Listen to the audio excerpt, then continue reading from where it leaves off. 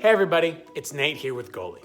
If you don't already know us, our mission is to build tech tools for families with neurodiverse children. A lot of our families depend on Medicaid waivers to get the help and services that they need. This video is part of a series where we research these programs state by state and explain them to you jargon-free. Our goal is to help families like yours navigate this difficult process and get the help and coverage that you need. Hey everybody, it's Nate here with Goalie. Welcome to our Medicaid waiver series. We talk about all 50 states and talk about the Medicaid waiver process in all of them. So today we're going to be talking about the state. This is such a good intro. Thanks, Nola. Aw, keep up the good work. Thanks. Oh, sorry, where was I? Oh, yes. So today we're going to be talking about the state of Pennsylvania, home to the city of brotherly love. And that's what that little thing we had there, that was. She's my sister, showing brotherly love. Anyways, let's get into it. Where am I right now? So I'm currently on Goalie's forum page. To get here, you're going to go to forum.goalie.co. On this forum, we talk about a whole bunch of things. There's general schooling and parenting advice. There's some Goalie-specific tech support, therapist questions. But we're going to be talking about none of those topics today, but instead about the government waivers section, specifically about government waivers in the state of Pennsylvania. All right, so Pennsylvania offers a bunch of different waiver programs, but we're really going to be focusing on two that we deem to fit best for children with autism and for Goalie families. So before we get into it, it's important to know that there is a long list for these services. You should know that before you're applying because this process is long, complicated, and requires a bunch of steps. So just know that even if you do everything right, even if you go through it, there is potentially still a really long waiting list. However, the state prioritizes kind of who gets these services. So for emergency categories, there's only a 6-month wait about maximum. If you're in a critical category, there's a 24-month wait maximum. And if you're planning ahead and you're not in an emergency state, it can be up to a 5-year wait. If you want a little bit more information about all of that, you can click on this hyperlink here, which will take you to a web page that talks about the details of the wait list in different categories. All right, so what two waivers are we talking about today? We're talking about the consolidated waiver and the personal family directed support waiver. Let's get right into it. So who can apply for these waivers? According to the state of Pennsylvania, any child or adult who is diagnosed with either an intellectual or developmental disability, which does include a diagnosis of autism, can apply for these waivers. Pennsylvania additionally requires that individuals meet and need an intermediate level of care. There are technical definitions of what an intermediate level of care is, but essentially what it really means is that an individual is unable to get through their everyday activities without some help or supervision. And this is typically the category that most Goalie families fall into, which is why we're talking about these waivers in these videos. Additionally, if you want some more information on any of these waivers, click these hyperlinks here and it will take you to a webpage explaining them. Okay, so what are some of the income requirements? So for both of these two waivers that we're talking about today, the only income that is focused on and exclusionary is child income. So if your child is making too much money to not qualify for these programs, you won't be able to get services, but I find it highly unlikely that your child is making a significant income. So income should not be a factor when applying for these programs. All right, what do I get?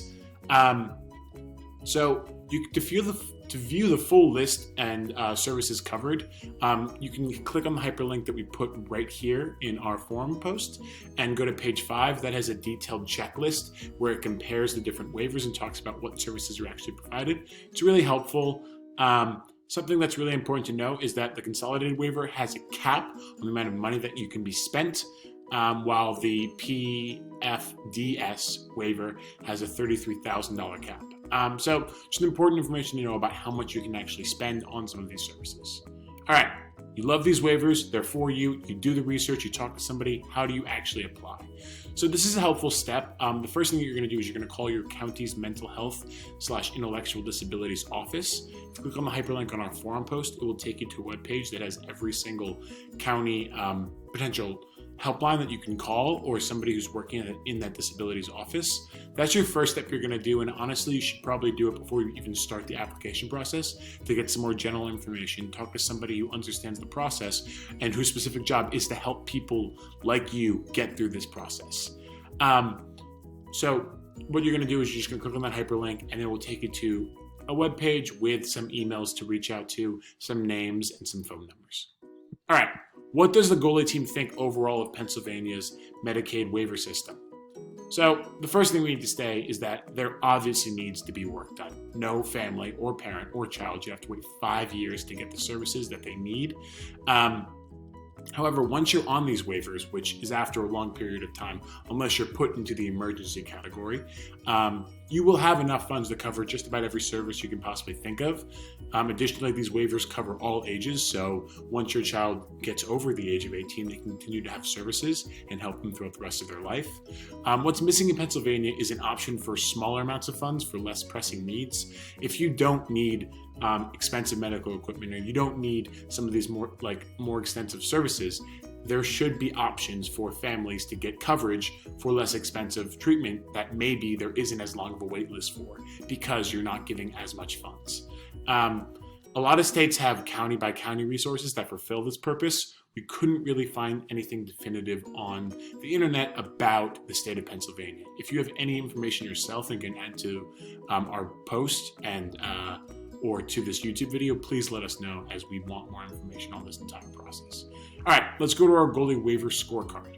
So based on website clarity and ease of navigation, we gave that a 3 out of 5 for the state of Pennsylvania. The website was fairly easy to navigate and information was able to be found. However, like we said earlier, there was not a lot of information on county by county resources, which is something that's really helpful and relevant to a lot of Goalie families. In terms of access and requirements of qualification, we give that a 0 out of 5. Anytime that you have a 5-year waiting list for most families who don't qualify as emergency cases, you can't get a great score in terms of who can actually access and require the services. But coverage, that's a solid 5 out of 5. Once you actually are on this plan, there is a large budget and a large amount of services that is covered by the state of Pennsylvania, which makes this waiver quite helpful if you're actually on it. So we hope you found this video to be very helpful, but we also want to provide some additional resources that are helpful for families in the state of Pennsylvania. All of these hyperlinks at the bottom of our forum post are really helpful websites that you can check out, and they provide a whole bunch of different information.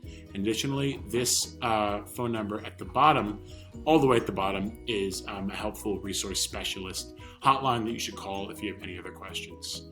Thank you so much for watching, and we hope you found this video to be helpful.